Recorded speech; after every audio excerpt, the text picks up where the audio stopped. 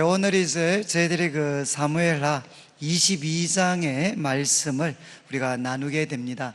이제 사무엘 상하 저희들이 이제 1년 20개월 정도 살펴보고 있는데, 이제 사무엘 상 그리고 하는 이제 우리 문학 구조적으로 좀 보면 그 사무엘 상 2장에 한나의 노래가 나옵니다. 한나의 노래. 그리고 이제 마치는 부분이 되는 이 22장, 사무엘하 22장에 다윗의 노래가 나옵니다. 그러니까 한나의 노래와 이 다윗의 노래가 그 이야기를 품고 있는 이런 구조로 사무엘 상하는 이제 기록이 되었습니다. 그래서 오늘 이제 우리가 살펴보는 이 22장 다윗의 이 시는 이제 시편 18편에 그 1절을 제외하고는 그대로 기록이 되어 있습니다. 시편 18편에 그대로 기록되어진 내용을 이제 사무엘서 기자가 여기에 이제 기록을 하고 있습니다. 지금 1절 말씀을 보면 이런 그 설명이 달려 있는데, 여호와께서 다윗을 모든 원수의 손 그리고 사울의 손에서 구원하신 그날에, 그러니까 여호와께서 다윗을 모든 원수의 손에서 건져내셨습니다. 그리고 사울의 손에서 구원하신 그날에 다윗이 이 노래의 말씀으로 여호와께 아뢰었다는 겁니다. 그러니까 이제 어쩌면 다윗의 그 한평생을 다윗 스스로가 하나님 앞에 이제 고백하는 그런 내용들입니다. 우리가 사무엘상을 시작하면서 다윗은 한 평범한 목동이었던 사람, 그런데 이제 44절을 보시면 44절 중반을 보면 다윗이 하나님 앞에 이렇게 고백합니다. 나를 보전하사 모든 민족의 어뜸으로 삼으셨으니. 그러니까 다윗은 자신의 입으로 고백을 합니다. 하나님, 저는 참 평범한 목동이었는데 하나님께서 나를 모든 민족의 어뜸으로, 모든 민족의 머리로 삼으셨다는 겁니다. 도대체 다윗에게 또 다윗이 어떤 사람이었길래 한 평범했던 목동을 하나님께서 모든 민족의 어뜸이 되게 하셨나? 이제 좀 표현이 그렇지만 그 비결들을 다윗이 4가지로 고백을 합니다. 그래서 저희들이 이제 오늘 첫 번째 내용을 살펴보고, 그리고 이제 다음 주에 우리가 21절부터 37절까지 말씀을 통해서 두 번째와 세 번째, 그리고 38절부터 마지막 절까지를 통해서 4번째 내용들을 저희들이 살펴보게 됩니다. 저는 이제 이 시에서 지금까지 살폈던 그 다윗의 삶을 아마 가장 압축적으로 요약을 할 수가 있습니다. 자, 이제 2절 말씀을 보면 다윗은 이제 여호와께 이렇게 고백합니다. 여호와는 나의 반석이시고 나의 요새, 나를 위하여 나를 건지시는 자, 내가 피할 나의 반석의 하나님, 나의 방패, 나의 구원의 뿔, 나의 높은 망대, 그에게 피할 나의 피난처, 나의 구원자시라. 그러니까 다윗은 하나님을 향해 이렇게 고백을 합니다. 2절과 3절에 계속 반복되는 표현은 나의, 그리고 나를 무려 11번이나 반복이 됩니다. 하나님은 바로 나에게 이런 분이셨습니다. 그런데 이 내용을 우리가 2가지로 요약하면 결국 마지막에 나오는 여호와는 나의 피난처십니다.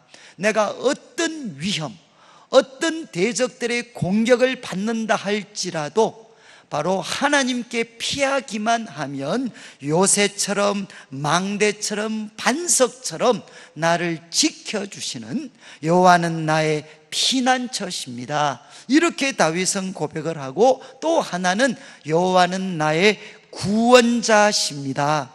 2절 마지막에 나를 건지시는 분, 3절 중반에는 나의 구원의 뿌리십니다. 그리고 3절 마지막에는 나의 구원자십니다. 하나님은 누구신고 하면 나를 구원하시는 구원자십니다. 그래서 3절 마지막에 나를 폭력해서 원수들과 대적들이 나를 넘어뜨리려고 사용했던 그 폭력에서 하나님은 나를 건져주셨다는 겁니다. 이제 2절과 3절을 통해 다윗은 하나님께 고백을 합니다. 여호와는 나의 피난처, 나의 반석이시고 여호와는 나의 구원자십니다. 그런 다음 4절 말씀을 보면 다윗이 또 한 가지를 고백하는데, 내가 찬송받으실 여호와께 아뢰리니, 이제 기도하겠다는 거죠.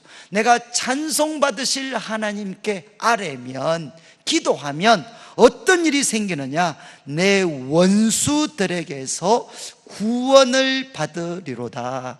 참 이 단순한 말씀인데 다윗은 하나님 앞에 이렇게 고백합니다. 내가 찬송받으실 여호와께 아뢰면,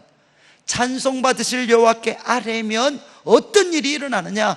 내 원수들에게서 구원을 받게 되는 이 일이 일어납니다. 이렇게 다윗은 고백을 했습니다.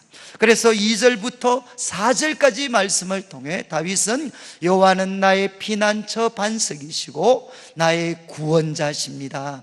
내가 찬송받으실 여호와께 아뢰면 나는 원수들에게서 구원을 받게 됩니다.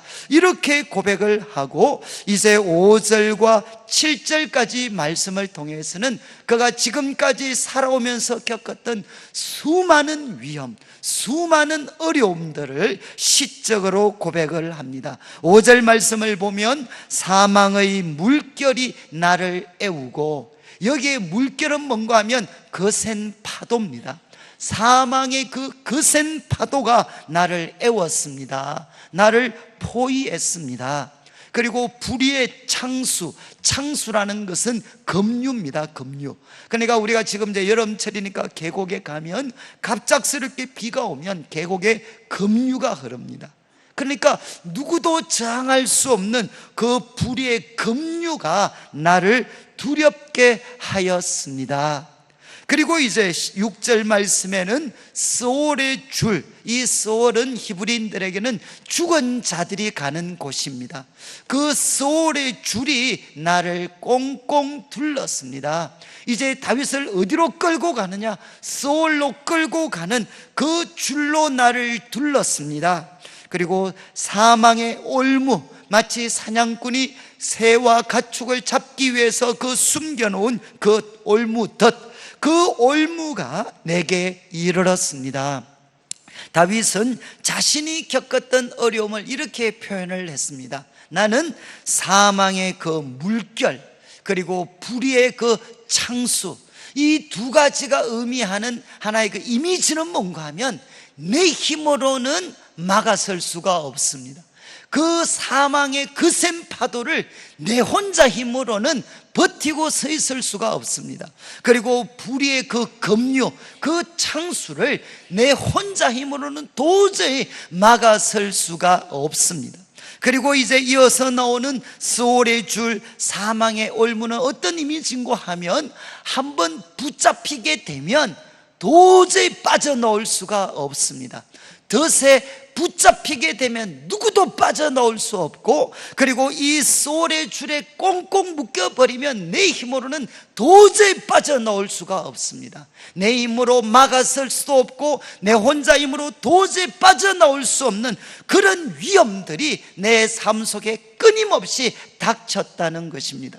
그런데 이제 7절 말씀, 다윗이 이렇게 고백을 합니다. 환난 중에서, 앞에서 언급했던 이 환난 중에서 다윗은 어떤 선택을 하느냐? 내가 여호와께 아뢰었다는 겁니다. 이런 상황 속에서 나는 여호와께 아뢰었고, 그리고 나의 하나님께 아뢰었습니다. 이렇게 하나님께 아뢰었을 때 어떤 일이 일어났는가 하면, 그가 바로 하나님께서 그의 성전에서 내 소리를 들으시며 나의 부르짖음이 그의 귀에 들렸도다. 다윗은 2번이나 고백을 했습니다. 나는 하나님께 아뢰었습니다. 여호와께 아뢰었습니다. 그때 어떤 일이 일어났느냐? 내 소리를 들으셨습니다. 나의 부르짖음이 그에게 들렸습니다. 지금 다윗은 고백을 합니다. 그 환난 가운데서 다윗은 하나님께 아뢰고 하나님께 부르짖는 선택을 했고, 그 선택을 했을 때 어떤 일이 일어났느냐? 하나님은 그 소리를, 그 목소리를 들으셨다는 것입니다. 저는 이제 우리 기독교 가르침 가운데 가장 놀라운 것은 바로 이것이죠. 우리가 기도하면 살아계시고 참되신 하나님은 들으시는 분이십니다. 우리가 공중에 그냥 허공을 치는 것이 아니고, 우리가 기도하면 살아계시고 참되신 하나님은 우리의 목소리를 들어주십니다. 자, 그런데 이제 8절 말씀부터는 다윗이 환난 중에서 하나님께 부르짖었고 그 목소리를 하나님이 들으셨습니다. 이제 목소리를 들으신 하나님께서 다윗을 위해서 어떻게 일하셨는가 하는 것이 8절부터 20절까지 기록이 되어져 있습니다. 저는 이제 이 8절부터 20절까지 말씀을 제가 묵상을 좀 하고, 또 제가 은혜를 받고 나서 아마 저는 이렇게 기도에 있어서 정말 이렇게 많은 변화들이 일어났습니다. 왜냐하면 저는 이제 내가 하나님께 이렇게 소리를 높여서 막 기도하면, 그리고 하나님이 들으셨으면 도대체 그 후에 어떤 과정을 통해 나에게 응답이라는 것이 주어지는가, 이게 그림이 잘 그려지지 않았어요. 그런데 이제 오늘 말씀에 다윗이 우리한테 그가 기도했고 하나님이 우리들의 목소리를 들었을 때 하나님이 어떻게 일하시는가, 자기를 위해서 어떻게 일하셨는가, 4가지 모습으로 생생하게 그림을 그려주고 있습니다. 저는 이제 이 말씀 깨닫고 나서부터는 내가 하나님께 부르짖고 내 목소리를 하나님이 들으시면 하나님께서 이렇게 4가지로 행동하시는구나 하는 것을 제가 이제 좀 정리를 하게 됐어요. 여러분 이제 8절 말씀을 한번 보십시오. 하나님의 그 다윗의 목소리를 하나님이 들으셨을 때 8절 말씀, 이에 땅이 진동하고 떨며, 땅은 우리 사람이 사는 곳입니다. 사람이 살고 있는 이 땅이 진동하고 떱니다. 그리고 하늘의 기초, 하늘은 하나님께서 통치하시는 영역이죠. 바로 그 하나님이 통치하시는 영역, 그 하늘의 기초도 요동하고 흔들렸다는 것입니다. 우리의 기도를 하나님이 듣고 나시면 땅도 하늘도 진동하고 흔들리게 된다는 거죠. 그런데 왜 그런 일이 생겼느냐? 8절 마지막을 보면 그의 진노로 말미암음이로다. 하나님의 진노 때문에 땅도 흔들리고 그리고 하늘도 흔들리는 일이 일어났다는 것입니다. 여러분, 여기 그는 누구겠습니까? 바로 하나님이시죠.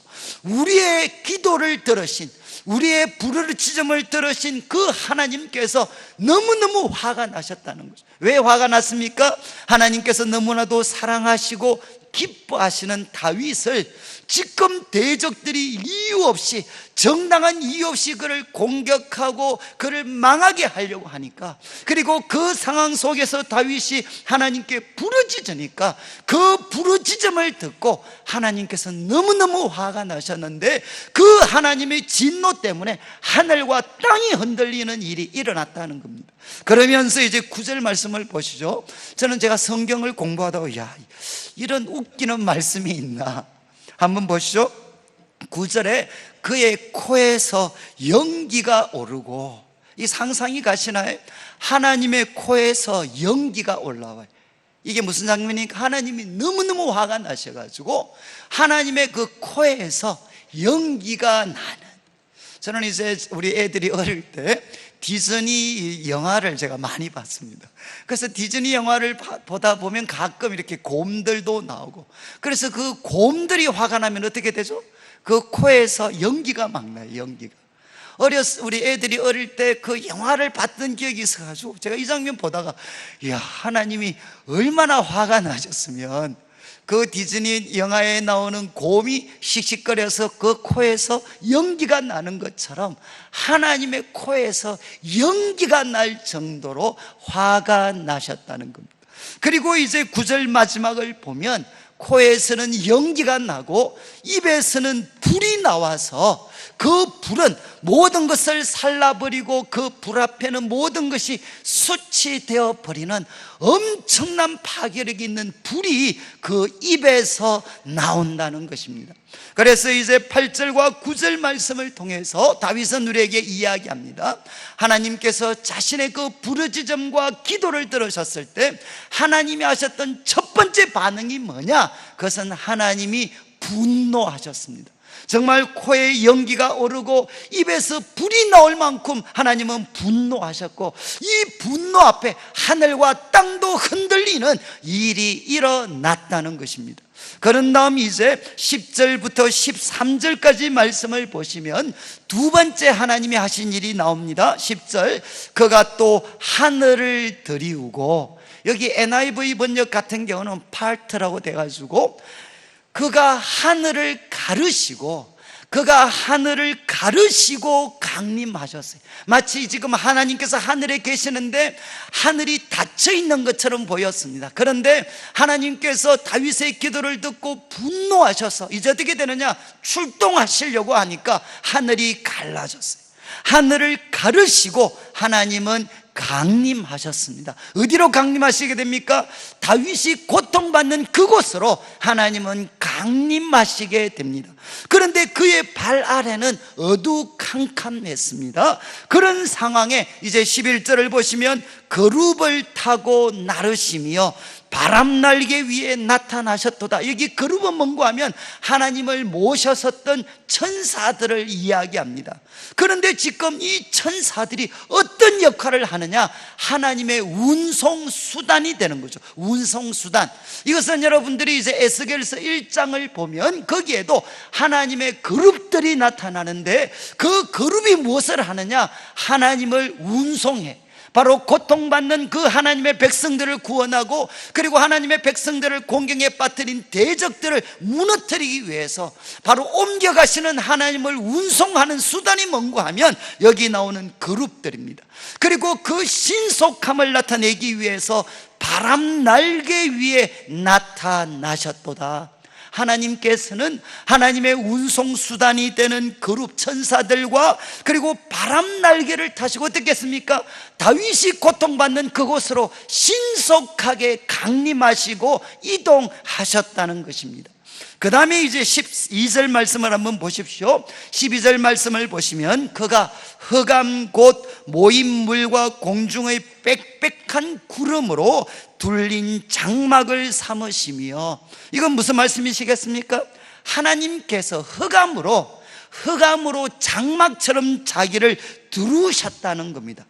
그 흑암으로 장막처럼 자기를 두르셨어요.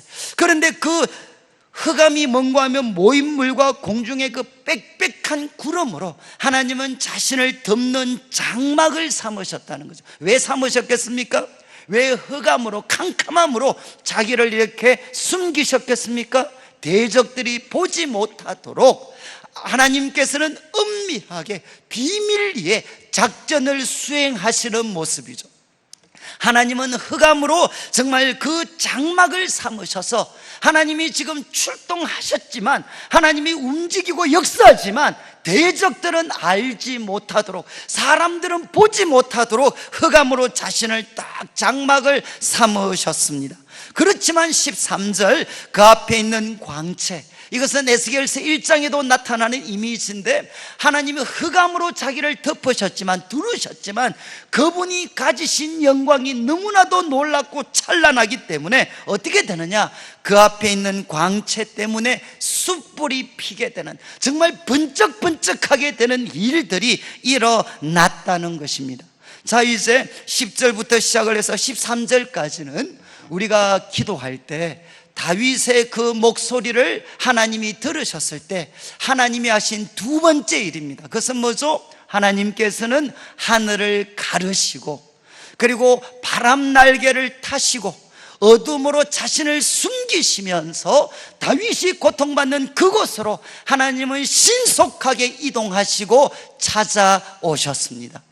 이제 다윗은 고백을 했습니다. 그런 다음 이제 14절부터 시작을 해서 16절까지는 하나님께서 하시는 세 번째 일입니다. 하나님께서 이제 다윗이 그 고통받는 그곳에 도착하셨어요. 도착하시고 나서는 무엇 하시겠습니까? 이거 뭐 영화 많이 보신 분들은 아실 텐데, 이제 도착했어요. 하나님께서 도착하셨으면, 바람날개 타고 도착하셨으면 대적들에게 공격받는 다윗을 위해 뭘 하시겠습니까? 하나님은 폭격하시는 겁니다. 폭격.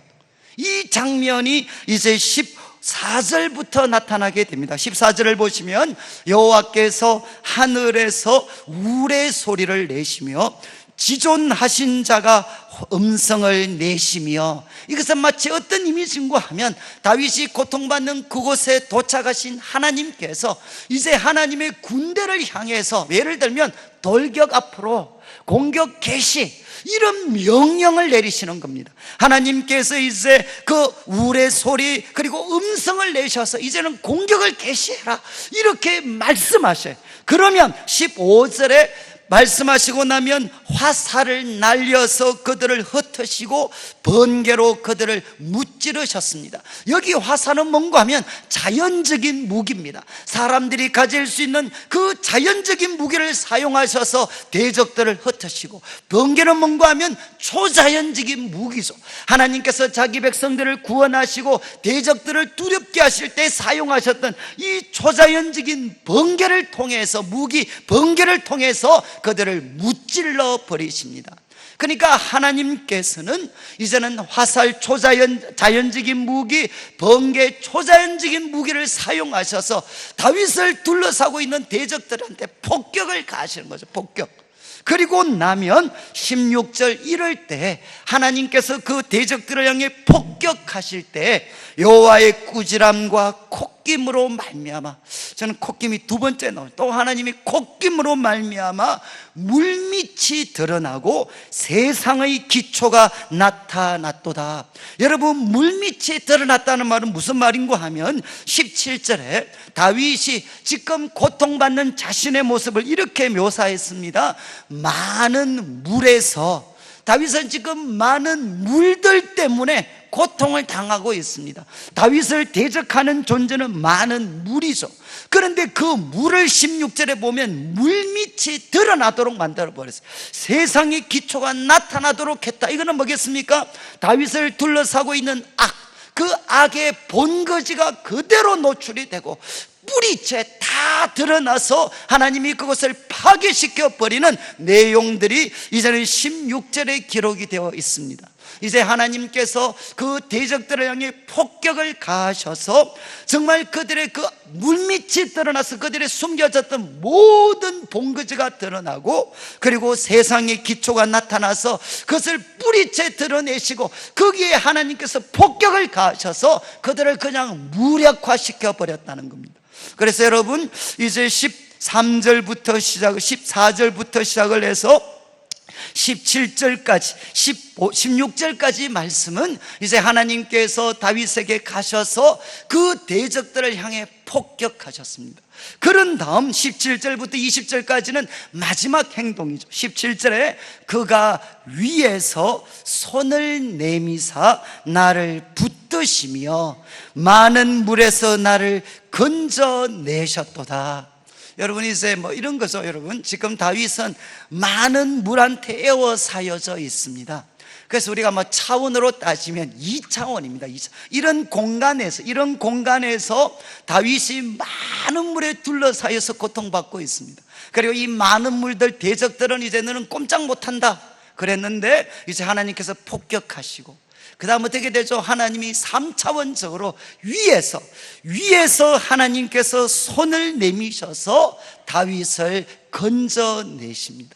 그러니까 2차원 공간인데 하나님께서 강림하셔서 3차원적으로 다윗을 위해서 손을 내미셔서 그를 건져내시게 됩니다.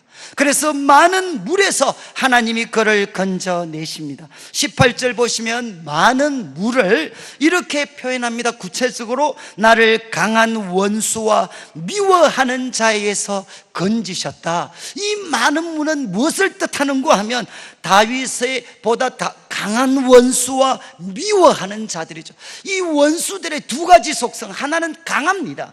힘은 강하고 다윗을 향해서는 적대적입니다. 그래서 강하고 다윗을 미워하는 이 원수들의 손에서 하나님은 이런 기적적인 방법으로 그를 건져내셨습니다. 이유가 뭐죠? 18절 마지막을 보면 그들은 나보다 강했기 때문이로다. 그들은 나보다 강했기 때문에 하나님께서 이런 초자연적인 방법들을 사용하셔서 다윗을 그 많은 물에서 건져내셨다는 겁니다. 그래서 마지막 19절과 20절은 지금까지 말씀을 요약을 합니다. 그들이 나의 재앙의 날에 내게 이르렀으나, 그들은 강한 원수 미워하는 자들, 그리고 그들은 사망의 물결, 불의의 창수, 소울의 줄, 그리고 사망의 올무로 다윗에게 다가왔습니다. 다윗을 공격했습니다. 그리고 그것은 다윗에게 재앙의 날이었습니다. 그런데 어떤 일이 일어났습니까? 나의 재앙의 날에 이런 재앙들이 나에게 찾아왔지만, 그러나 여호와께서 나의 의지가 되셨도다. 이런 상황 속에서도 여호와께서 나의 의지가 되셨고 나의 도움이 되셨다는 겁니다. 그래서 20절 결론, 그래서 어떻게 됐느냐? 여호와께서 나의 도움이 되셨기 때문에 나를 또 넓은 곳으로 인도하시고, 나를 넓은 곳으로 인도하시고 나를 기뻐하심으로 구원하셨도다. 나를 기뻐하셔서 하나님이 나를 구원해 내셨다는 것입니다. 저는 이제 이 20절까지 말씀을 제가 개인적으로 이렇게 공부하면서 제가 참 이 다윗에 대해서 좀 존경하는 마음이 새로워지는 게, 우리가 기도했을 때 하나님이 우리를 위해 일하시는 모습을 이렇게 생생하게 묘사할 수 있다는 게 저는 참 너무 이렇게 놀라웠어요. 우리가 기도할 때 바로 이런 일이 생기는구나. 이런 일이. 하나님은 우리의 기도를 들으시고 분노하십니다.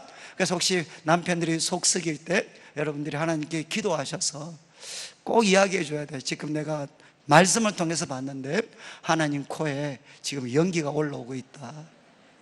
당신 좀 조심하는 게 좋겠다. 그러니까 여러분, 참 이 다윗은 우리가 기도하면 어떤 일이 생기느냐, 우리의 기도를 듣고 우리를 너무나도 사랑하시는 하나님은 분노하십니다. 코에 연기가 날 정도로, 입에는 불이 날 정도로, 그리고 하늘과 땅을 흔들어 놓을 만큼 하나님은 분노하셔요. 그리고 두 번째, 하나님은 우리에게 찾아오십니다.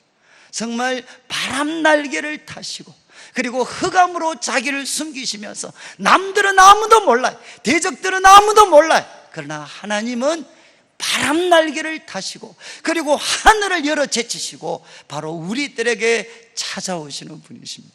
그리고 우리가 기도하면 찾아오신 하나님께서는 우리는 모르지만 우리를 둘러싸고 있는 대적들에게 번개와 화살을 날려서 그들이 가지고 있는 모든 힘을 하나님은 무력화시켜 버리셨다. 그리고 마지막 어떻게 합니까? 하나님이 위에서 손을 내미셔서 그 많은 물에서 나를 건져내 버리십니다. 그리고 우리를 넓은 곳으로 이끌어 내십니다. 그리고 구원해 주시게 되죠. 저는 이제 이 말씀을 제가 깨닫고 나서 바로 기도할 때 이런 일이 생기는구나. 그래서 저는 이제 이 말씀을 깨닫고 나서부터는 정말 제 기도가 달라졌어요. 하나님, 제가 참 어려움, 여기 환난이라고 하는, 때로는 사망의 올무일 수도 있고, 그리고 불의의 창수일 수도 있고, 그리고 또 여기 나오는 것처럼 사망의 그 거센 파도와 같은 물결들이 내 속에 닥칠 때, 하나님, 저 찬송받으실 하나님께 도움을 구합니다. 주님은 저의 의지가 되십니다. 하나님께 우리의 목소리를 바랍니다. 하나님께 부르짖습니다. 아뢰입니다. 그리고 나면 이제 뭐 하느냐? 그때부터는 하나님 말씀대로 역사해 주십시오. 저는 다 모르지만 저는 말씀을 통해서 나의 목소리를 하나님이 들으시고 나면 주님이 어떻게 일하시는 줄 저 말씀을 통해 배웠습니다. 하나님, 이제 코에 연기가 나실 때가 됐습니다. 입에는 불이 나오실 때가 됐습니다. 하나님, 그리고 하늘을 여시고 바람 날개를 타시고 아무도 모르게 제가 있는 곳으로 강림하시는, 찾아오실 때가 됐습니다. 그리고 하나님, 하나님의 그 번개, 하나님의 화살을 사용해서 나를 둘러싸고 있는 모든 대적들을 무력화시켜 버려 주십시오. 그리고 하나님의 강한 손으로 저를 위에서 끌어올려 주셔서 하나님, 저를 넓은 곳으로 인도하실 줄을 믿습니다. 이렇게 이 말씀을 묵상하면 정말 어느 순간에 가면 정말 하나님이 저를 이렇게 제 머리를 잡고 끌어올리시는 것 같아요. 하나님이 정말 나를 이 재앙의 순간에서, 이 많은 물에서 하나님의 강한 손으로 나를 끌어올리시는구나, 그런 확신과 느낌들이 저에게 주어질 때가 너무너무 많이 있었습니다. 사랑하는 성도님들, 다윗은 그 한평생을 돌아보면서 이야기합니다. 일개의 목동에 불과했던 그가 정말 열방의 어뜸이 될 수 있었던 그 비결이 무엇이었느냐? 다윗의 삶에 고난이 없었기 때문에, 어려움이 없었기 때문이 아닙니다.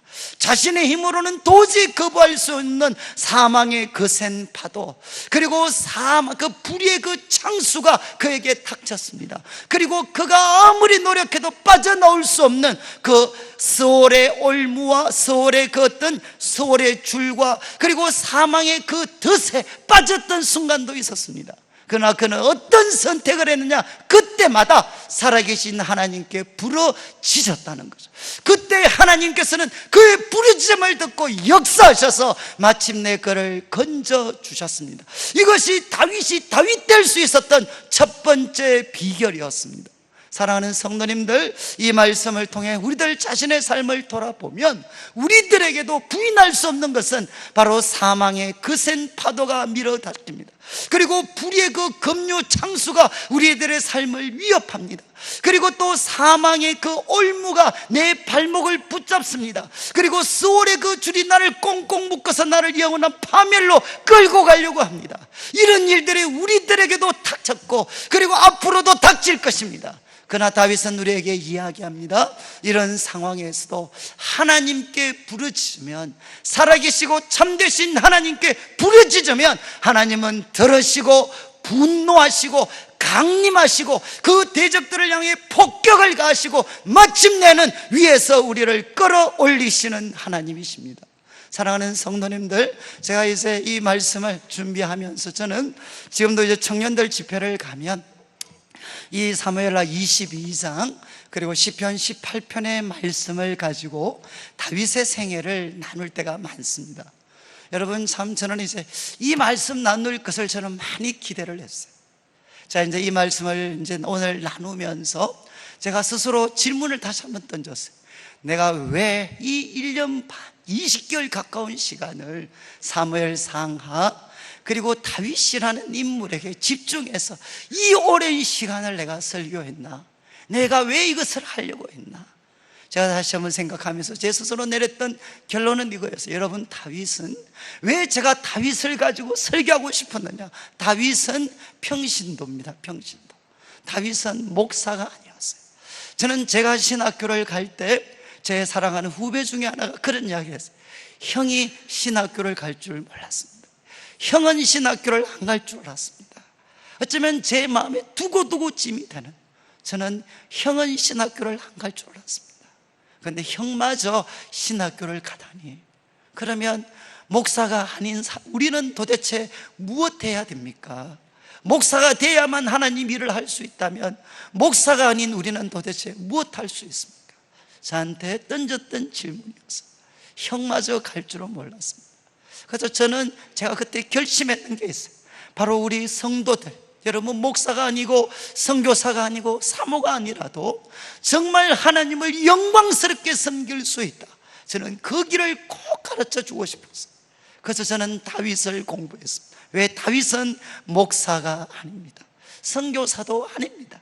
여러분들과 똑같은 평신도가 눈만 뜨면 온갖 거짓과 살인과 그 저기가 득세하는 그 어떤 밀림과 같은 곳에서 다윗은 살았던 사람이었어요. 또 하나 다윗은 평범한 사람이었습니다. 그는 평범한 목동이었어요. 스펙도 좋지 않았습니다. 우리들처럼 그는 평범한 사람이었는데 그가 하나님의 손에 붙들렸을 때 그는 비범한 사람이 될 수가 있었습니다. 그래서 저는 우리 청년들을 섬기면서 저에게 주어졌던 숙제가 바로 이거였어요. 어떻게 하면 교회가 평범한 사람들이 하나님 만나서 비범한 사람이 될 수 있도록 할 것인가? 이것이 제 마음에 주어졌던 또 무거운 숙제였어요. 그리고 제가 다윗에 대해서 관심을 가졌던 또 한 가지 이유는 다윗이 성공했을 때 어떤 일이 났느냐, 다윗의 왕국이 메시아 왕국의 하나의 그런 메시아 왕국의 전조가 되었어요. 모델이 되었어요. 모델. 여러분, 다윗이 성공했을 때 어떻게 됐죠? 모든 백성들이 하나님의 공의와 정의와 사랑 가운데서 행복하게 살 수 있었어요. 우리 시대의 고민은 뭐냐? 우리 성도님들이 성공해야 돼. 하나님의 뜻대로 바르게 살아야 되지만 그 성공한 사람들의 가정과 일터와 교회가 바로 예수님 오실 때 메시아 왕국과 같은 그런 아름다운 나라, 그런 아름다운 가정, 그런 아름다운 교회, 아름다운 시대를 어떻게 만들어갈 수 있을 것인가? 여러분, 다윗은 개인의 성공으로 끝난 것이 아니라 정말 메시아 왕국의 모델이 되는 그런 새로운 세상을 다윗은 세워갈 수가 있었습니다. 그리고 다윗은 영원히 빛났던 인물이었어요. 잠깐 반짝하고 끝난 것이 아니라 예수님도 자신을 소개할 때 아브라함과 다윗의 자손 예수 그리스도의 세계라, 바로 예수님도 자신의 조상으로 아브라함과 다윗을 꽂을 만큼 다윗은 영원히 빛나는 인물이었습니다. 이제 다윗의 삶 우리가 마무리할 때가 되었는데, 저는 여러분들이 이 시편 18편 사무엘하 22장의 말씀을 통해서 이런 다윗과 같은 삶을 우리 성도들 한 분 한 분도 살아가시기를 원합니다. 그래서 오늘 말씀 첫 번째 말씀을 드렸어요. 우리들의 삶에 많은 환난이 찾아옵니다. 그때마다 우리가 선택해야 될 것이 무엇이죠? 그것은 살아계신 하나님께 부르짖는 것입니다. 저는 우리가 고난, 사망의 그런 홍수 이런 것들이 미어닥치면, 죄송합니다, 우리 여자분들은 대부분 기도하셔요. 근데 남자분들은 기도를 잘 안 하십니다. 대부분 자기 경험, 자신의 능력, 자신의 연주를 사용을 하고, 그래도 안 되면 친구들 모여서 또 다른 주님을 부르면서 한 잔씩 하셔요. 사랑하는 성도님들, 저는 참 제가 이거는 성차별이라고 생각하시면 안 돼요. 저는 안타까운 마음에, 저는 한국 사회, 한국 교회가 살아나는 길은 저는 지금도 변함이 없어요. 여자분들 욕하셔도 어쩔 수 없어요. 남자들이 기도하는 것입니다. 남자들이 기도해서 다윗처럼 살아계신 하나님을 체험하는 그런 남자들이 일어날 때 교회도 살고 세상도 살고 가정도 살 수 있다고 저는 믿습니다. 저는 우리 성도님들 한 분 한 분이 다윗처럼 많은 고난, 많은 올무, 불의 그 창수가 다가온다 할지라도 그 환난 중에서 하나님께 부르짖어서 하나님이 주시는 그 놀라운 구원을 받아서 우리 성도들의 삶이 빛날 뿐만 아니라 우리 가정과 그리고 교회가 다시 한번 회복이 되고 이 민족이 다시 한번 살아나는 역사에 쓰임받게 되시기를 주님의 이름으로 축복합니다.